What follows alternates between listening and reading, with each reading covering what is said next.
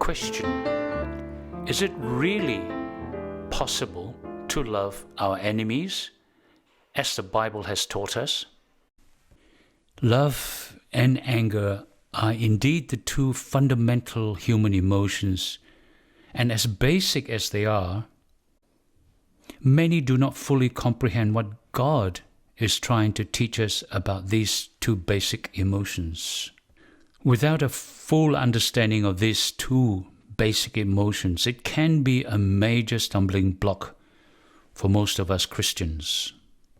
Well, the question remains, can we truly love our enemies?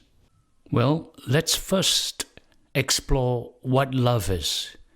And more specifically, let's explore what God's love is all about. The problem starts is when we do not fully understand what God's love is all about. We tend to project our experience of our human love onto God, thinking that it's same as God's love. But it's not. It is diametrically different. That's why we need to fully understand what God's love is all about. And when we have that understanding, we will then be able to answer this question: can we truly love our enemies? To explore this, we have to go back to the original Greek version of the Bible.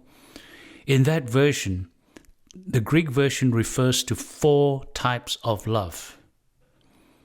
The filial love, which is friendship, the storge love, which is family love, the eros love, which is romantic love, and then the agape love, God's love. You see, in the Greek version of the Bible, it clearly distinguished between these 4 kinds of love. In fact, the first 3 kinds of love that I mentioned, friendship, family, and romantic love, are all human love.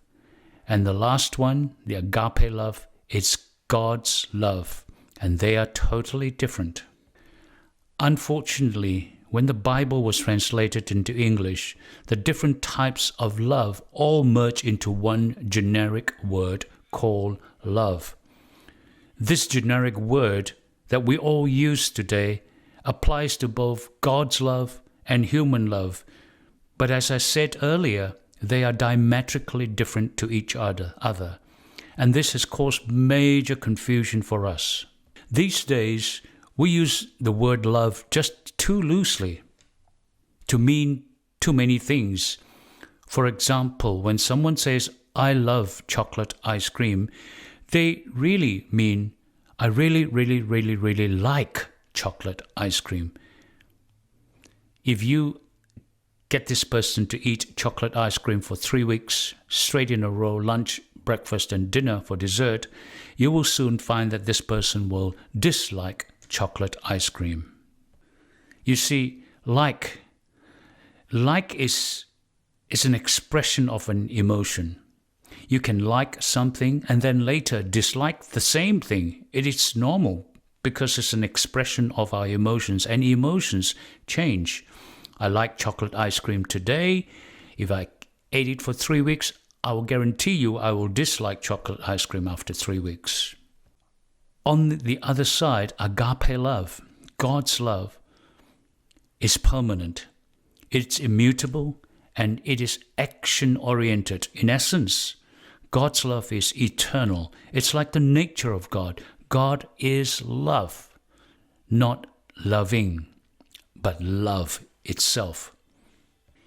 You see, since the fall of man and the separation from God, we have lost the true meaning of what God is trying to say to us about love. We project our human love onto God, thinking that God loves the same way as we human love each other. We use our experience of human love thinking that is the same, but it's not. You see, God's agape love is dispassionate. In short, it is not contingent on how we feel. Now, I know when you hear this, it is counterintuitive, but follow me on this. Agape love only comes from God. It does not come from us. It's not generated from us. It comes from God to be given away, just like any blessing. It is to be given away to benefit someone else. It has to be given away to be of any value. In other words, God's agape love is other-centered as opposed to self-centered. And God's agape love, it expresses itself in action and behavior. Well, let's look at what the Bible defines love to be. In 1 Corinthians chapter 13, verses 4 to 7, I quote, "Love is patient, love is kind, it does not envy, it does not boast, it is not proud, does not dishonor others, it is not self-seeking, it's not easily angered, and it keeps no records of wrong, and love does not delight in evil, but rejoices in the truth. It always protects, always trusts, always hopes, and always perseveres."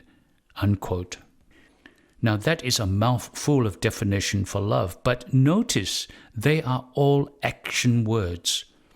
They're not about emotions, but also notice that love is self-seeking. In other words, it is other-centered. It is not self-centered. In short, what agape love means is the ability to act in a kind or a patient or a protective manner. And you can do all these things to a person regardless of whether you like him or her.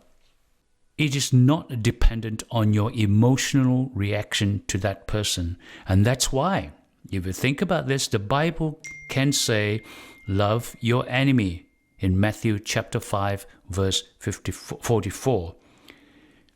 You see, understanding this is the key to being able to love your enemies. This is one of the major stumbling blocks for Christians alike. You see, what it says is, I may not feel good about my enemies, but I can do something good for them.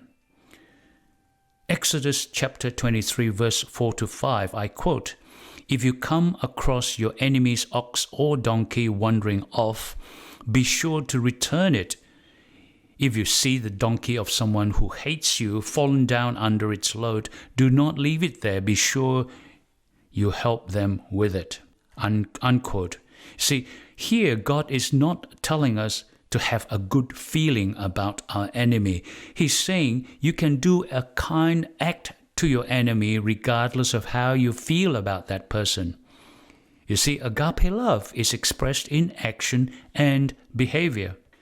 The clearest form of agape love is in John chapter 3, verse 16. I quote, "God so loved the world, he gave his only son." Unquote.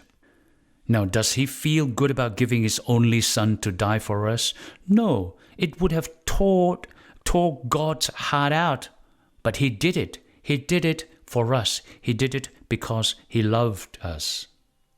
So you see, God is not asking us to like people. He's asking us to agape love people first. In short, if you think about this, in short, you don't love because you feel good.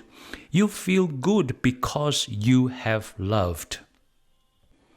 And you know what? If you do that, you agape love people and honestly do that, a strange thing may happen to you.